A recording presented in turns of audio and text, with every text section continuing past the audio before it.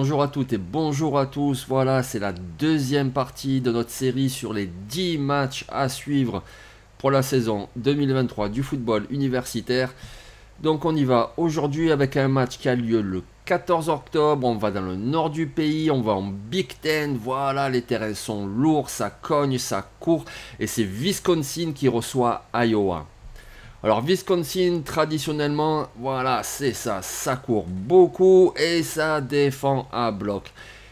Mais il y a une nouveauté cette année, il y a un nouvel entraîneur, il s'appelle Luke Fickell, il a été formé à Ohio State, ensuite il a eu beaucoup de succès à la tête de l'université de Cincinnati et il arrive à Wisconsin. Et c'est nouveau parce que sa philosophie de jeu, elle est plutôt très aérienne. Voilà, du coup ça va marquer un changement dans la philosophie offensive de Wisconsin, un système comme ça très aérien. Et du coup, ça peut donner de très belles choses, notamment pour le receveur Chimère Dick. Du coup, ça devrait y faire beaucoup de bien. On va avoir du très beau jeu, ça va être spectaculaire. Le quarterback Tanner Mordecai, qui continue son tour des États-Unis au niveau universitaire, est plutôt réputé justement pour être un bon bombardier. Du coup, ça devrait être beau à voir. En plus, Tanner Mordecai, le quarterback, sera protégé par une bonne ligne offensive. Ça, c'est la tradition, elle est respectée à Wisconsin, notamment le côté gauche de la ligne, avec Jack Nelson et Tanner Bortoloni.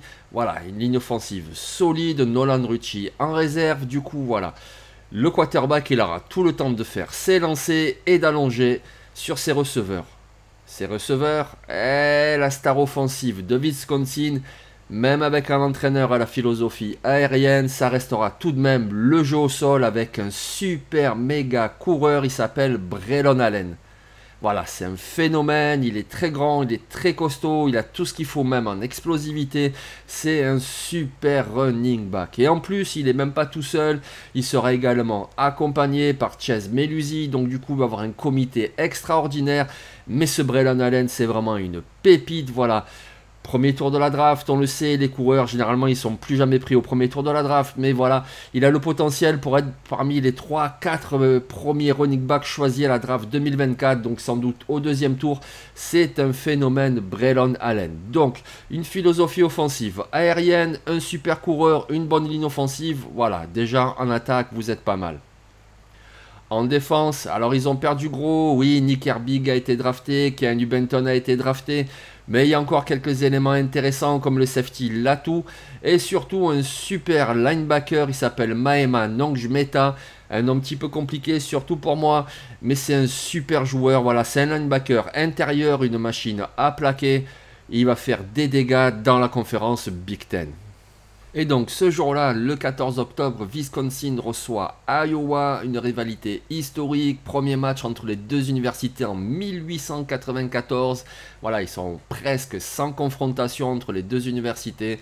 Donc voilà, déjà, match de rivalité, c'est toujours intéressant.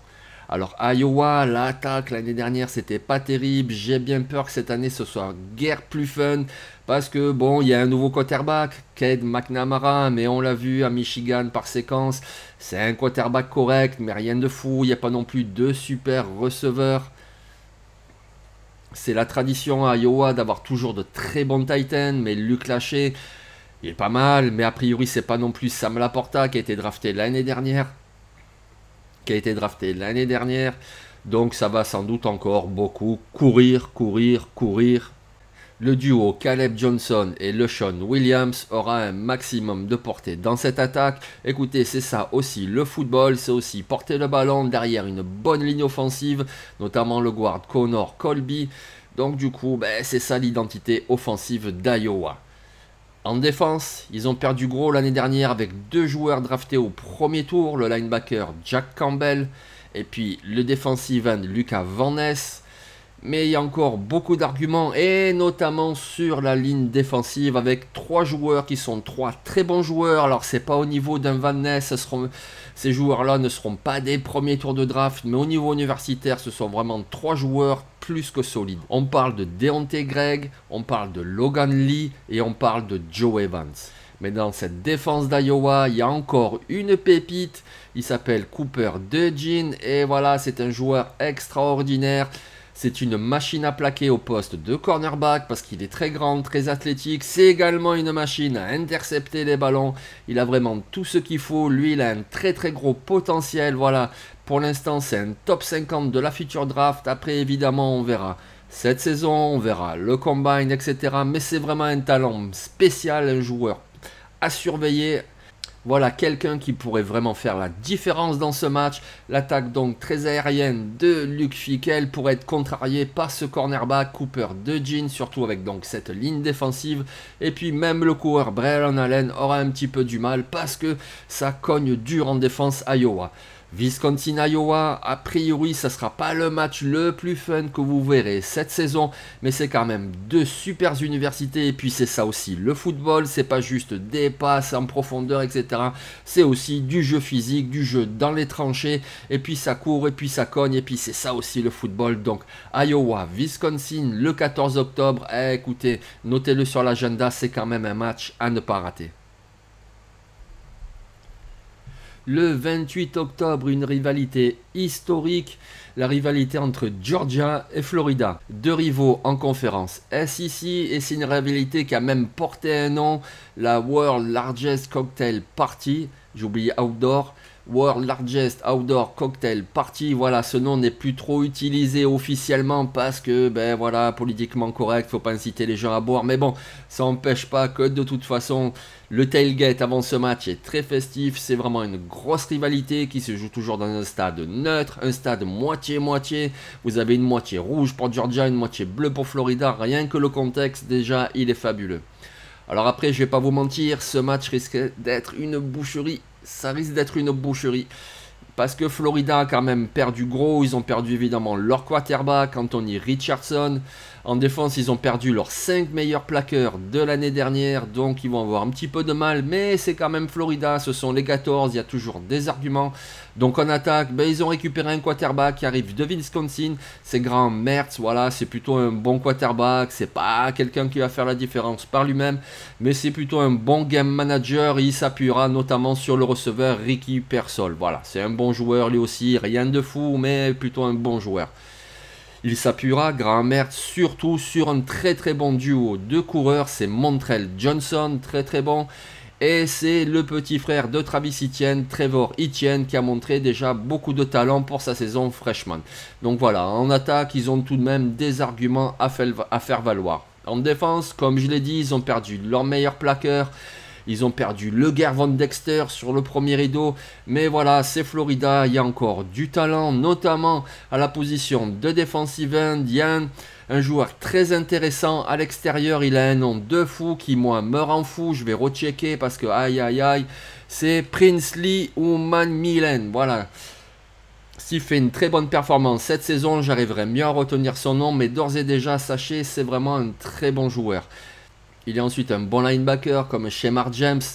Et surtout un cornerback à suivre. Il s'appelle Jason Marshall. Voilà, c'est la tradition à Florida d'avoir de bons cornerbacks. Et ce Jason Marshall est vraiment très prometteur.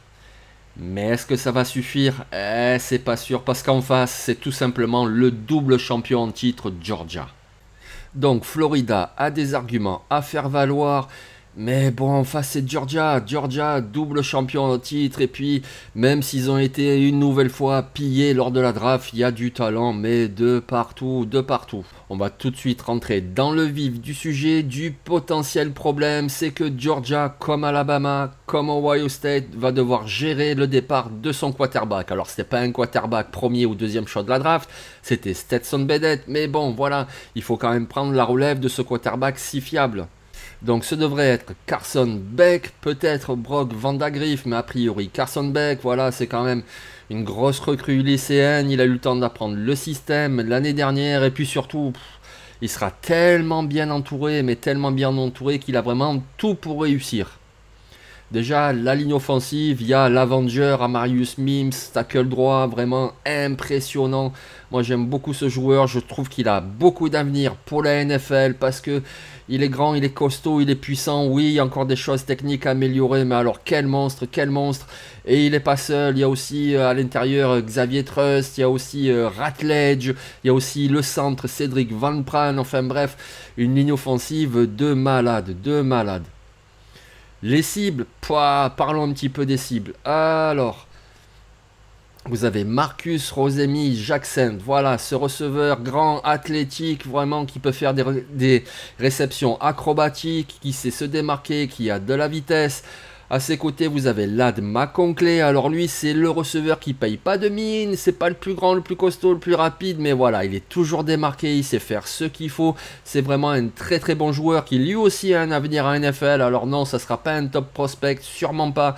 Mais le type de joueur drafté au 5e, au 6e tour. Et on le verra le dimanche. On dira, mais d'où il sort celui-là? Pour ceux qui suivent, pas forcément. Mais oui, voilà, c'est le type de receveur très fiable. Ladd McConkey, attention, il est terrible. Comme ça leur suffisait pas, ils ont fait venir par transfert un receveur de Missouri, Dominique Lovett, très bon joueur aussi. Donc voilà, Carson Beck, il aura la ligne offensive, il aura 3 bons receveurs. Il pourra évidemment, puisque c'est Georgia, s'appuyer sur le jeu au sol, parce que Georgia, voilà, c'est ça avec Kirby Smart, ça court beaucoup. Et donc voilà, là, il n'y a pas de problème avec Kendall Milton, avec Dejon Edwards, ça va courir. Ils sont costauds, suffisamment rapides, il y a tout ce qu'il faut. J'ai oublié quelqu'un? Eh oui, j'ai oublié quelqu'un. J'ai oublié le formidable Titan Brock Bowers. Voilà, c'est un phénomène, un phénomène. Ça fait 2 saisons qu'il éblouit tout le monde parce qu'il est toujours démarqué tout le temps. Et une super fiabilité des mains, de très bons tracés. Il est tout le temps open, le gars, et il marque, il marque, il marque, il marque. C'est vraiment un super méga joueur. Lui, il y a marqué premier tour sur son front. Vous le verrez annoncé même dans le top 10 parce que c'est ce niveau-là de talent. Après un Titan, top 10, etc. C'est vraiment discutable. Mais premier tour, oui, sans doute. Regardez quelqu'un comme Dalton Kincaid qui a été pris dans la vingtaine, etc. Ben voilà. Brock Bowers, il est même meilleur que Dalton Kincaid. Donc du coup, il a vraiment un avenir et c'est une super arme offensive. Donc, un quarterback inexpérimenté, mais qui a vraiment tout ce qu'il faut pour réussir. Surtout qu'en plus, il aura une défense pour lui faire le travail. Parce qu'attention, la défense, oui, bien sûr, ils ont encore perdu Nolan Smith, ils ont perdu Jalen Carter, ils ont perdu plein de joueurs. Mais il y en a encore tellement, tellement, c'est Georgia, c'est impressionnant. On commence sur le premier rideau avec Michael Williams. Wow, mais quel joueur! Alors lui, vous en entendrez pas parler pour la prochaine draft parce qu'il est trop jeune. Ça sera la draft 2025, mais c'est un démon sur le premier rideau. Voilà, il est costaud, il est puissant, il est pénétrant. Il a un premier pas explosif. Il a vraiment tout ce qu'il faut. Michael Williams, c'est un démon. Derrière lui, une super paire de linebackers, Smael Mondon et Dumas Johnson. Dumas Johnson, c'est son nom, composé c'est Jamon Dumas Johnson, voilà, ça c'est une paire de linebackers avec Mondon et Dumas Johnson, incroyable. Et puis alors la secondary, mais laissez tomber, il y a des joueurs de partout, avec Lassiter, avec Starks, avec Bullard, c'est vraiment une défense de malade qui va une nouvelle fois priver les adversaires de points, ça va être impressionnant. Du coup, voilà, Georgia, ok, il y a une incertitude au poste de quarterback, mais ils ont tellement d'armes en attaque, de partout en attaque, et puis en défense, sur les 3 rideaux défensifs, que évidemment, ils sont encore les favoris cette année. Donc, obligatoirement, avant les playoffs, essayez de voir au moins un match de Georgia, parce que ça vaut vraiment le coup, et donc, pourquoi pas ce match face à Florida, parce que c'est une grosse rivalité en SEC, un match hyper festif dans un très beau stade. Ça devrait vraiment valoir le coup, je vous le conseille.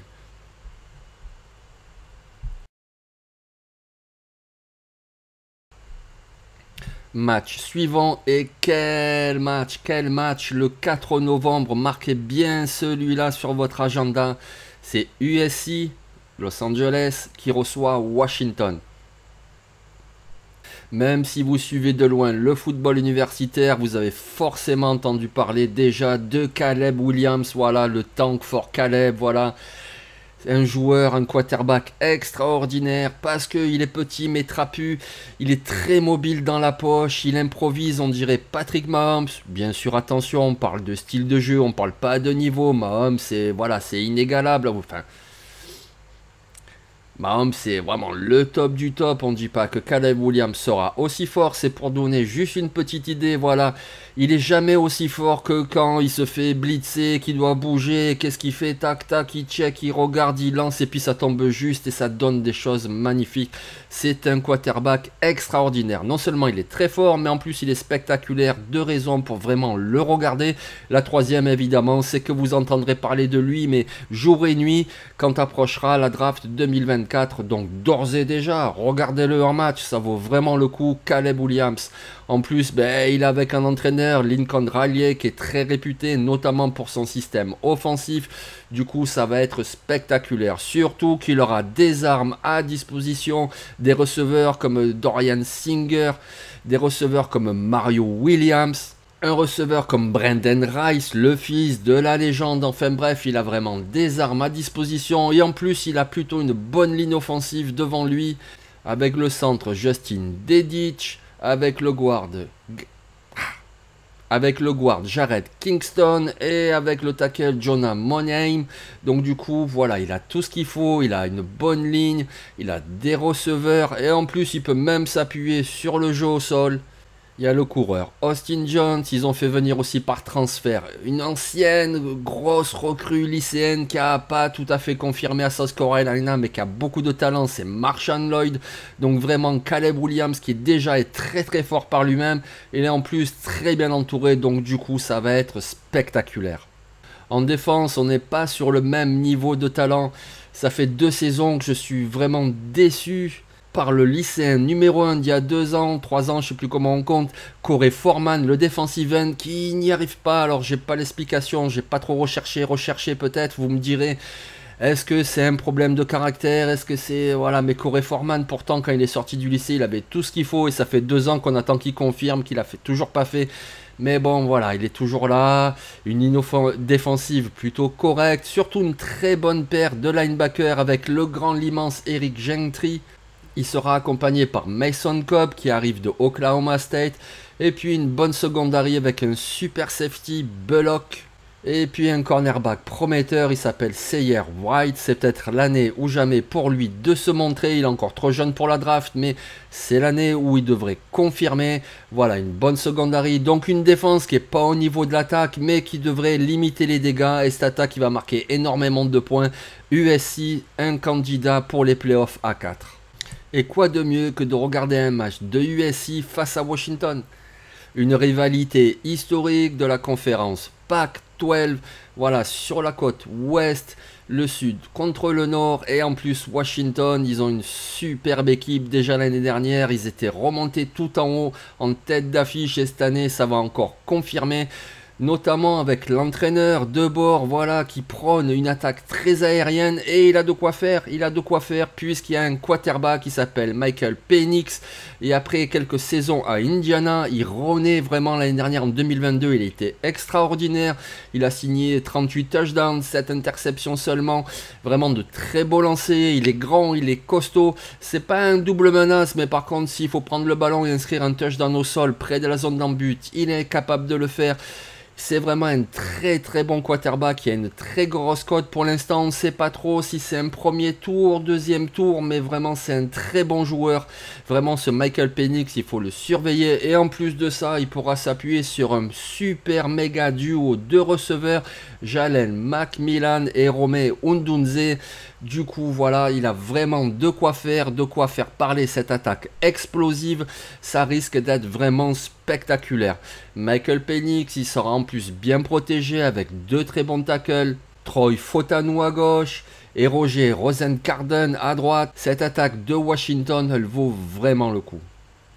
Et pour contrer l'attaque explosive de USC, il y a en plus beaucoup de monde en défense. À commencer par un edge rusher qui a le potentiel pour être pris au premier tour de la draft, qui s'appelle Bralen Trice. Voilà, c'est vraiment l'edge rusher par excellence. Il a des moves, il a des premiers pas explosifs. Il sait vraiment contourner les linemen et puis aller aplatir le quarterback, tout au moins mettre la pression. C'est vraiment un super joueur et en plus, il n'est pas tout seul. De l'autre côté, vous avez Zion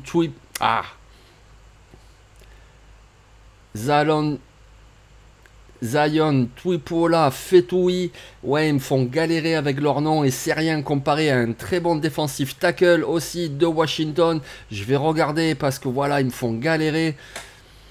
Tuligazenoa.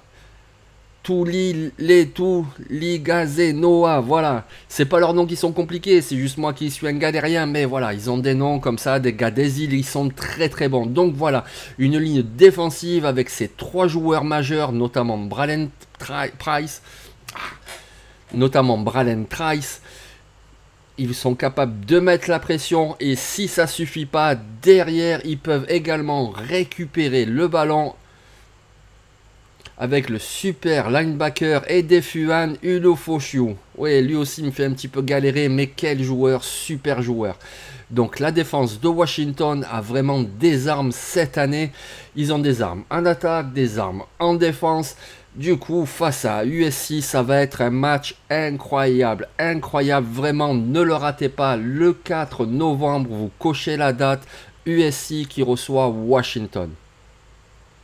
Voilà, petit détail comme ça, à l'université de Washington, les Huskies de Washington sont surnommés UW. Pourquoi UW?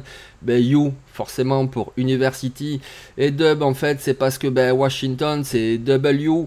Et W, ben voilà, UW, voilà, c'est UW. Sur votre agenda, marquez la date du 11 novembre, parce que le 11 novembre, Penn State reçoit Michigan. Voilà, le Beaver Stadium de Penn State, ce ne sera pas le match en blanc, ce sera contre Iowa un peu plus tôt dans la saison, mais ça sera quand même une ambiance extraordinaire avec 105 000 personnes pour cette méga rivalité Penn State-Michigan, ça va être une ambiance de folie. Et en plus, voilà, 2 superbes équipes cette année. Donc on commence avec Penn State qui reçoit évidemment dans ce sport, tout commence avec le quarterback. Ça sera un débutant, c'est Drew Allard, c'était une recrue 5 étoiles tout simplement, le premier quarterback de la classe 2022. J'ai dit débutant, on l'a un petit peu vu l'année dernière, des petits bouts de match derrière Sean Clifford, mais c'est surtout cette année qu'il va vraiment avoir les rênes de l'équipe et donc il a tout le talent du monde, même s'il a encore évidemment rien prouvé. Mais c'est un quarterback très talentueux qui en plus voilà va être protégé par un tackle offensif que moi j'adore, il s'appelle Olu Fashanu. Il est grand, il est costaud, il est mobile, il est teigneux, il a tout ce qu'il faut pour moi, il a tout du top 5, top 10 de la prochaine draft. Olu Fashanu, vraiment un tackle incroyable. En plus de ça, il aura quelques cibles, même s'il a perdu ses 2 receveurs principaux, notamment Parker Washington, parti à Jacksonville. Mais il y a encore quelques armes offensives. Et puis surtout, il va s'appuyer sur 2 sophomores, 2 coureurs incroyables. Il y a Ketron Allen qui est très bon. Et il y a Noah Singleton qui est encore meilleur que ça. En tout cas, c'est ce qu'ils ont montré lors de leur saison freshman. Ce sont 2 coureurs juste fantastiques. Donc, Drew Allard, évidemment, va compter sur lui pour lancer le ballon, mais Penn State va avant tout s'appuyer sur ces 2 formidables coureurs. De toute façon, c'est de la Big Ten, donc du coup, ben, ça court, on y va, et ça va vraiment courir. Penn State, ça risque d'être une superbe équipe cette année pour moi. C'est un des candidats pour les playoffs. Évidemment, ça sera compliqué. Ils jouent dans une conférence difficile, une division difficile, avec Michigan, avec Ohio State, mais Penn State a vraiment des armes, surtout qu'en défense. Aïe, en défense. Le defensive end, Isaac Adissa est toujours là. C'est un bon joueur. Mais surtout à son opposé, il y a un pass rusher qui a le potentiel d'être un premier tour de la draft. À lui de le confirmer cette année. Il s'appelle Chop Robinson. Je me souviens plus son vrai prénom. Chop, c'est un surnom. Mais voilà, c'est Chop Robinson. C'est un pass rusher plutôt léger, rapide, fluide de mouvement. Vraiment parfait pour agresser les quarterbacks adverses. Vraiment un très bon joueur. En plus de ça, sur le second rideau, il y a une paire de linebackers incroyable. Déjà, il y a le jeune, le sophomore Abdul Carter qui est extraordinaire. Ça a l'air d'être le digne successeur de Micah Parsons. Et il est accompagné d'un autre linebacker très talentueux et avec plus d'expérience qui s'appelle Curtis Jacobs. Cette paire de linebackers, elle est incroyable. Et puisque ça suffit pas, de toute façon, Penn State, depuis quelques années, il nous sort tout le temps des joueurs. Sur la secondary, comme par exemple Jaquan Brisker, et ben là, il y a un cornerback qui s'appelle Caden King. Il est très très bon et il a le potentiel pour être un cornerback du premier tour, c'est vous dire son niveau. Donc Penn State, un stade incroyable, une ambiance de fou, des armes en attaque, des armes en défense. Qu'est-ce que vous voulez de plus? Franchement, Penn State qui reçoit Michigan, ça va être fabuleux. Et voilà un autre candidat au playoff A4, c'est Michigan. Michigan, ils y sont allés l'année dernière en playoff. Oui, je sais, ils sont fait quelque part ridiculiser par TCU, puisqu'à priori, ils auraient dû gagner. Mais bon, voilà, TCU, équipe surprise l'année dernière, ils sont quand même allés en playoff, une belle performance. Et ils ont tout ce qu'il faut pour y retourner. À commencer par un quarterback qui a 1 an d'expérience. Derrière lui, c'est J.J. McCarthy. J.J. McCarthy, on n'en parle pas, voilà, comparé au Caleb Williams, même au Michael Penix, comparé à évidemment Drake May, etc. Mais c'est un très bon quarterback. Moi je trouve qu'il a vraiment de l'avenir. Il a un avenir en NFL et il a un présent au collège football parce que vraiment moi je le trouve très bon. Voilà. Bien sûr il n'est pas parfait, il y a encore des choses à travailler, mais c'est le type de quarterback qui n'est pas juste un game manager. Il peut aussi te faire des choses par lui-même, t'amener des trucs, voilà, te faire gagner dans les moments décisifs. Moi je trouve que J.J. McCarthy c'est un très très bon quarterback. C'était une très grosse recrue lycéenne et pour moi, il confirme. Évidemment, cette saison sera décisive pour son avenir. La ligne offensive de Michigan, ça fait 2 ans qu'elle domine le football universitaire. Alors évidemment, ils ont perdu Ryan Hayes, ils ont perdu Oluwatimi, les deux ont été draftés. Mais il y a encore du très beau monde, notamment un de mes chouchous, le garde droit Zach Zinter, vraiment très puissant. À l'intérieur, il y a également Drake Nugent et puis Trevor Keegan. Il y a vraiment du monde encore sur cette ligne offensive. Donc du coup, J.J. McCarthy sera bien protégé et puis il pourra s'appuyer sur un super duo de coureurs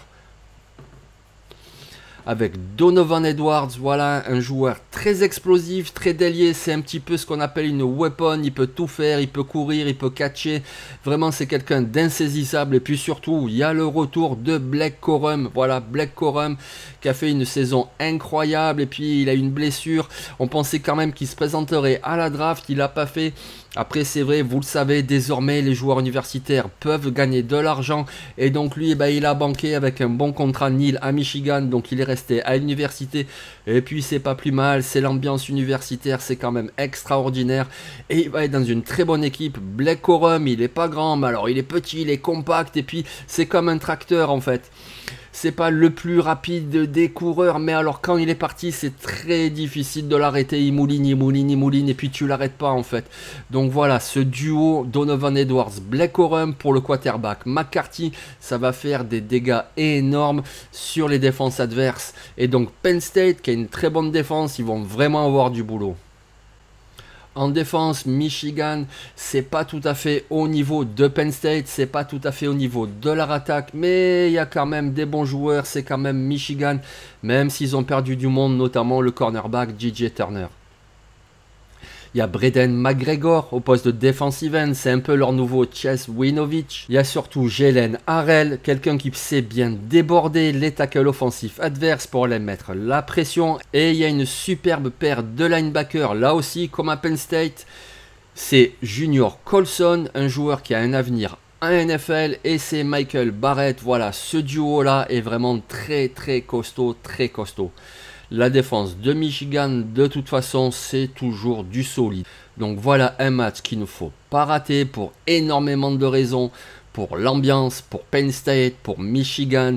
Il y a des armes à chaque fois en attaque, en défense. Vraiment un match incroyable. Le 4 novembre, surtout, ne le ratez pas. Bien sûr, on parle des matchs à suivre. J'ai choisi de prendre à chaque fois des équipes différentes parce que c'est aussi ça, voilà, pour vous parler de plusieurs équipes. Évidemment que Michigan, le match face à Ohio State, c'est the game, donc voilà, bien sûr qu'il faudra voir ce match là également, mais j'ai choisi le match contre Penn State parce que Ohio State, on en a déjà parlé, contre Notre-Dame, voilà, c'est pour varier un petit peu. Donc évidemment il y a plusieurs matchs à voir, mais si vous aimez Michigan, si vous aimez le football, tout simplement ce match là, Penn State Michigan, c'est un immanquable. Et on arrive à notre 10e et dernier match que je vous conseille vivement. Ce match aura lieu le 24 novembre.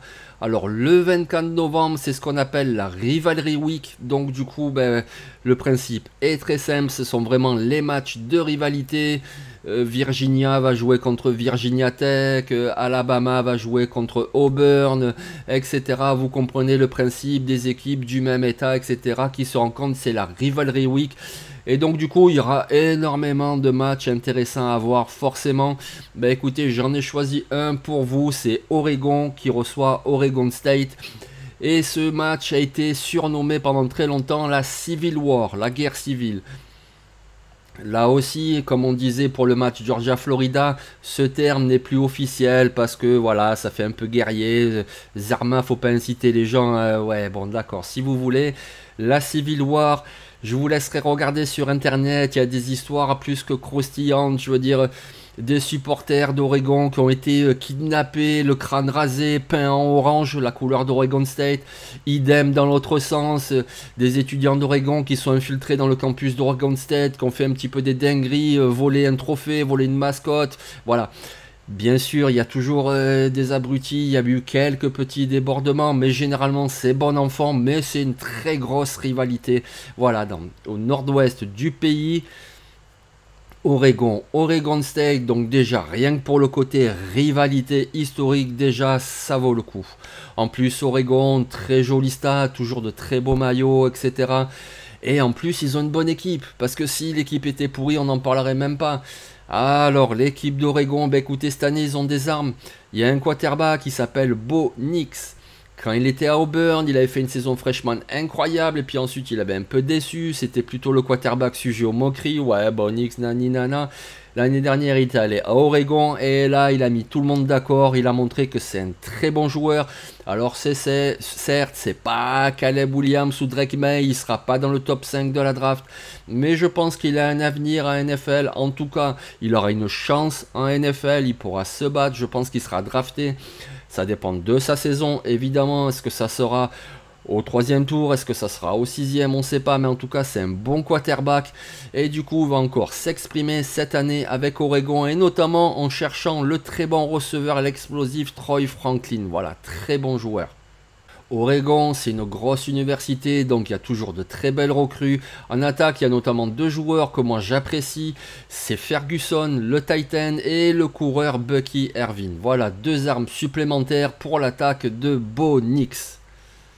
En défense, il n'y a rien de fou, mais il y a là aussi une bonne défense globalement et avec quelques individualités qui ressortent du lot, notamment sur la ligne défensive, Brandon Dorlus, qui sera accompagné de Popo Omavae. Et puis pour mettre la pression, il y a également Massé Funa, vraiment un front seven qui peut faire des choses. Et puis il y a un cornerback qui moi m'intrigue beaucoup, il est très prometteur, je trouve qu'il a beaucoup de talent. Il s'appelle Trikweze Bridges et c'est vraiment un très bon joueur. Donc l'un dans l'autre, la défense d'Oregon, ça sera pas la meilleure du pays, c'est pas Georgia, mais il y a quand même de bons éléments. Et puis une attaque très fun à voir. Donc du coup, ce match-là face à Oregon State promet beaucoup. L'an passé, Oregon a terminé avec un bilan de 10 victoires pour 3 défaites. Oregon State avec un bilan de 10 victoires pour 3 défaites. Donc voilà, cette année, si les deux universités refont une même type de saison, vous imaginez que le dernier match de l'année, en plus, méga rivalité, il sera hyper important. Alors peut-être pas pour le titre de Pac-12 parce que on l'a déjà vu, il y a USC, il y a Washington, mais bon, pourquoi pas. Et Oregon State, écoutez, voilà, ça fait plaisir de voir un peu cette université revenir au premier plan parce qu'ils étaient vraiment dans l'ombre d'Oregon depuis des années. Mais là, ils ont une superbe équipe avec notamment 2 atouts en attaque. Alors on va commencer par le plus gros atout, c'est le coureur Damian Martinez. Voilà, un coureur extraordinaire. Il est encore très jeune, il est que sophomore, mais alors quel coureur, voilà. Il a tout le potentiel du monde pour être un choix de draft en 2025, c'est vraiment un super coureur. En plus, il bénéficie d'avoir plutôt une bonne ligne offensive, notamment le centre Levengood, également le tackle droit. Taliez Fuaga, donc du coup vraiment il a de quoi s'exprimer. Damian Martinez, vous en entendrez parler. Au poste de quarterback, puisque voilà, on parle de football américain, donc quarterback, eh bien ils ont fait venir un nom qui ne vous est forcément pas inconnu, c'est DJ Wangalele, qui nous vient de Clemson. Alors à Clemson, oui, il était arrivé comme une méga recrue, c'était le successeur désigné de Trevor Lawrence, grand costaud, bras puissant, etc. Et puis ben, finalement, non, ça l'a pas vraiment fait, et il a même été mis sur le banc en faveur de Cap Klubnik l'année dernière, et puis on lui a dit, écoute, l'année prochaine, 2023, on compte sur Klubnik, donc va voir ailleurs. Et bien à lui de se relancer parce qu'il a quand même du talent, donc sait-on jamais. En défense, Oregon State a également des armes à faire valoir, notamment le defensive tackle James Rawls, voilà, très bon joueur à surveiller. Et puis sur la secondary, il y a vraiment deux pépites, deux très très bons joueurs. Vous avez le cornerback Ryan Cooper, alias Flex, voilà, quelqu'un qui est très productif. Et puis surtout, pour la draft NFL, vous avez un très bon safety.